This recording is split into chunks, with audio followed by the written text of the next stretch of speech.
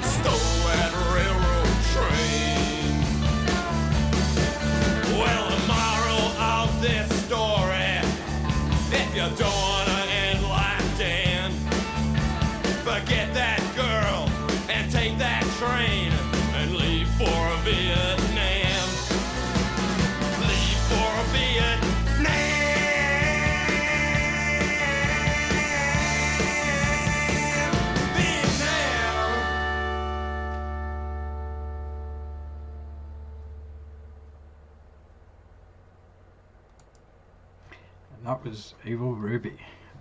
That was great. For me, this is swamp rock at its best. Everything about this Tex Perkins vocals, the guitars, the drums, bass, everything is just so good in this band. So this was the opening track, Evil Ruby. It was written by Spencer P. Jones and Tex Perkins.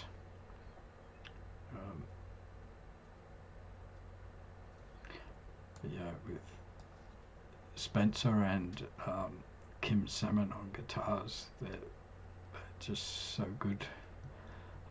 Boris Sujdovic on bass, and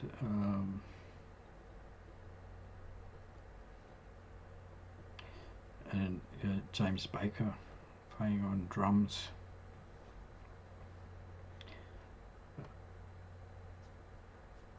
It's a song about a guy who gets killed by his girlfriend. There's lots of death in old Beasts of Bourbon songs. Anyway, a bit about the band. No, wait a minute. I'll move on to the next song first, and then we'll come back and talk a little bit about the band. So the next song is Love and Death. Again with more death. I think at this point in his life, maybe Tex Perkins was obsessed with death. So here we go.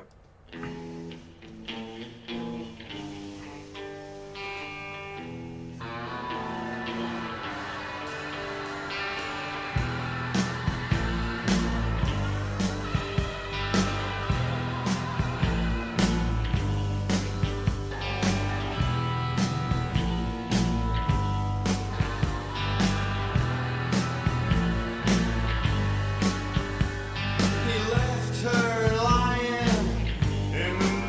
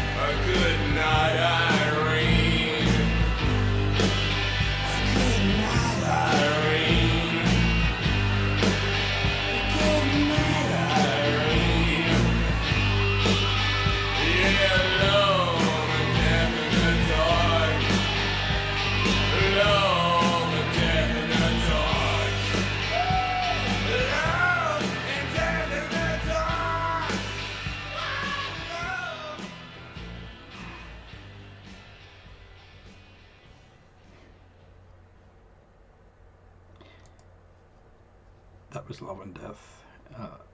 This is just so good. This is my kind of music. It's just great. That was track 2 on the Axeman's jazz album. That was written by Spencer P. Jones and Tex Perkins again. I read somewhere, because this album is not a jazz album, that the Axeman's jazz was a name given to an American, or had something to do with an American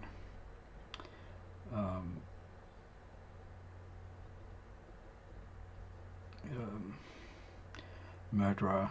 What do you call them?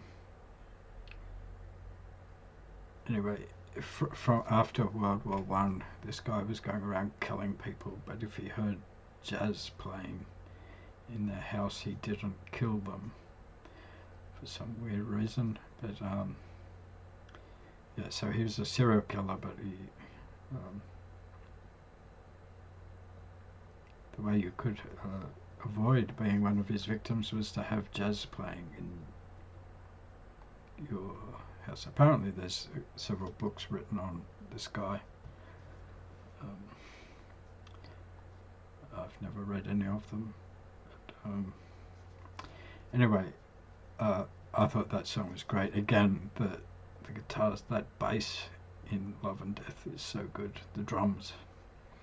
And Tex Perkins, in his younger days, his voice kind of become more of a blues growl as he got older, but it's good. He's one of my favourite Australian performers. To see Beasts of Bourbon, and what I'd argue was their best lineup with Spencer P. Jones and Kim Salmon on guitars. It was just so good. But anyway, Beasts of Bourbon are an Australian rock band. They go by the Beast these days, since Spencer died. They shortened their name to the Beast. But yeah, the Beasts of Bourbon are an Australian rock band formed in August 1983 with James Baker on drums, ex-Hoodoo gurus and the Scientists, Spencer P. Jones on guitar from the Johnnies, Tex Perkins on vocals. At that stage I think he was in the Dum Dums, but then went on to the Cruel Sea. Kim Salmon on guitar and Boris Sujdovic on bass guitar, both ex-The Scientists. Except for mainstays Jones and Perkins, the lineup changed over time as the group splintered and reformed several times. Their debut album, The Axeman's Jazz, was released in July 1984. Their debut single, Psycho, was a cover version of the Leon Payne original. The group disbanded in mid-1985 and each member pursued other musical projects. So the Beasts of Bourbon were a side project, kind of like a super group, and so they would get together and record and some songs, record and do some touring, and then they would go back to their main bands. And it would depend on, sometimes the band members could be overseas touring, so they would bring somebody else in while that person was away.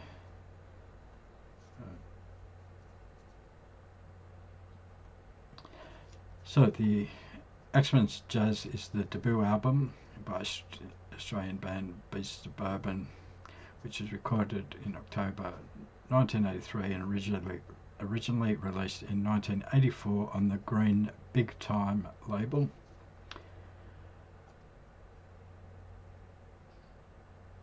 The Axeman's Jazz was recorded during October 1983 in a single 8-hour session for $100 by Tony Cohen. According to Australian music historian Ian McFarlane, it remains a classic of the Australian garage swamp rock. It was the best-selling Australian alternative album for 1984. It was recorded in one day, live to 2-track, with the final mix being done as the band played. Engineer Tony Cohen said the band, we're not going to play something 3 times. They'd get sick of it. Psycho was the only song given longer attention, with the band listening to the Jack Kittle version to learn the chords prior to recording. When leaving the studio, Cohen said Spencer was so drunk they had to pick him up by his arms and legs and dump him in the car park. Yes. So yeah, this is a great album, and I think this is kind of one of the examples of Australian swamp rock. It's a little bit grungy, a little bit bluesy. There's elements of punk and a little bit of country influence in there, as well as a little bit of rock and roll kind of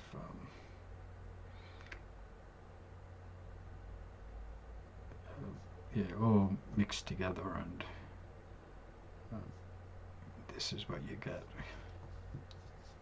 For me, it's great. I really like this.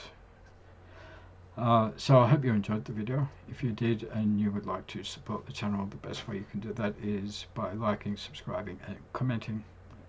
It all helps, and I hope to see you in another video soon. Thanks for watching.